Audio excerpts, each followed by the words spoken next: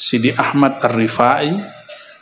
Beliau menulis kitab tentang halatu ahli tahqiq ma'allah, kondisi kekasih-kekasihnya yang disebut ahli hakikat, mereka yang kolbunya dipenuhi cinta kepada Allah dan Rasulnya.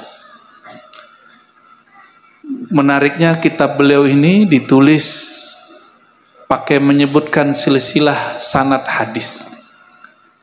Ternyata beliau ini zuriat Nabi SAW. Ini yang lagi rame sekarang ini ya. Jalurnya cuma bukan jalur yang ditulis, yang dipakai oleh Rabithah Alawiyah, jalur Ba'alawi.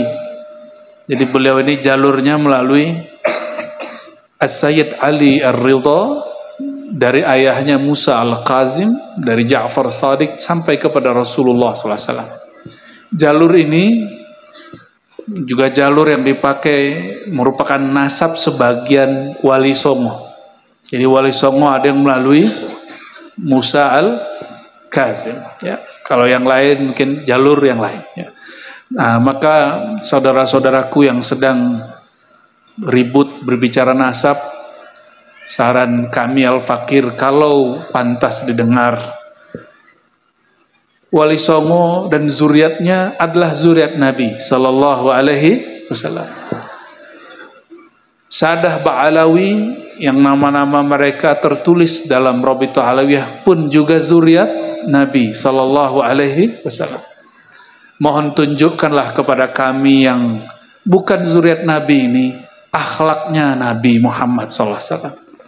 Apa akhlak Nabi? La tahasadu wa la tabaghadu wa la tadabaru wa kunu ibadallahi ikhwana. Ini pun disebut oleh beliau di riwayat ini. Janganlah saling iri dengki.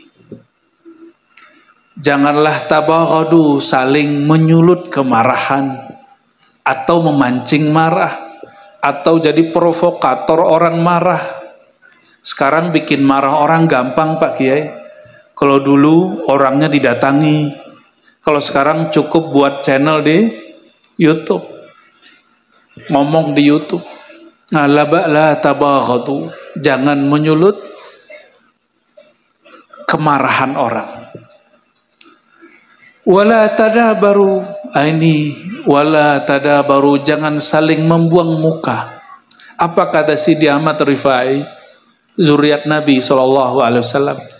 Nama beliau juga nggak tertulis di Rabithah Alawiyah. Dan zuriatnya banyak. Saya ketemu di Banjar, ketemu di Bandung. Dan mereka nggak marah namanya nggak ditulis di Rabithah Alawiyah. Wajar kan, bukan Alawi. Ya. Apa kata beliau? Wali Qutub di zamannya, la tahasadu, jangan saling iri dengki.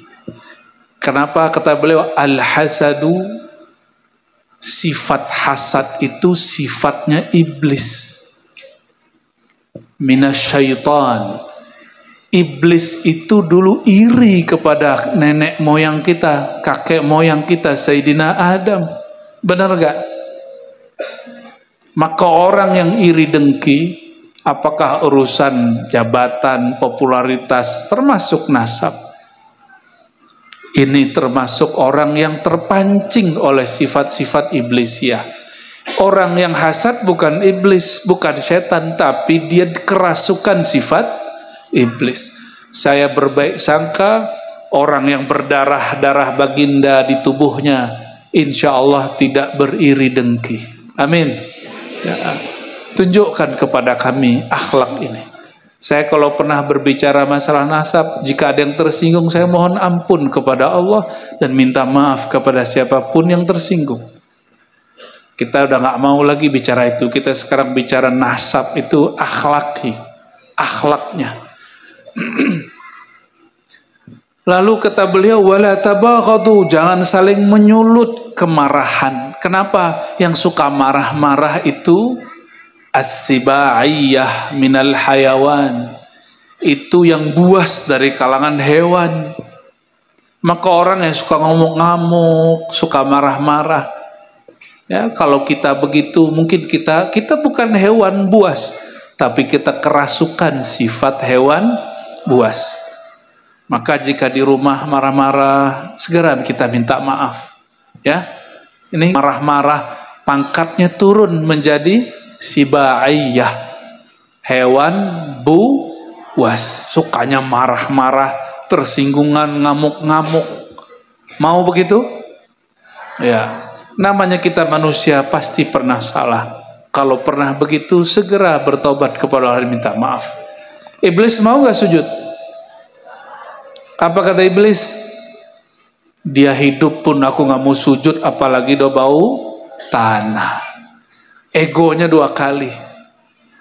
Akhirnya iblis gagal taubat. Karena ego. Ini hati-hati, ya. Karena merasa dirinya sesuatu. Semoga kita yang hadir ini Allah bersihkan dari sifat-sifat buas, sifat-sifat emosi dan sifat-sifat iri dan dengki. Amin ya rabbal alamin.